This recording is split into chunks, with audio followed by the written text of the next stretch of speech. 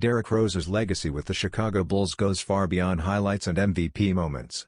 As a true hometown hero with deep Illinois roots, Rose earned respect not only on the court but also through his connection to the city and its people. That is why the Bulls' decision to retire his iconic number 1 jersey comes as no surprise.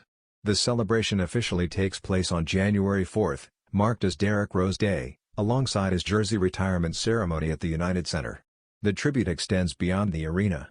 The city of Chicago, along with Adidas, is joining the celebration with the return of the Adidas Adizero Rose 1 in its classic black and red colorway.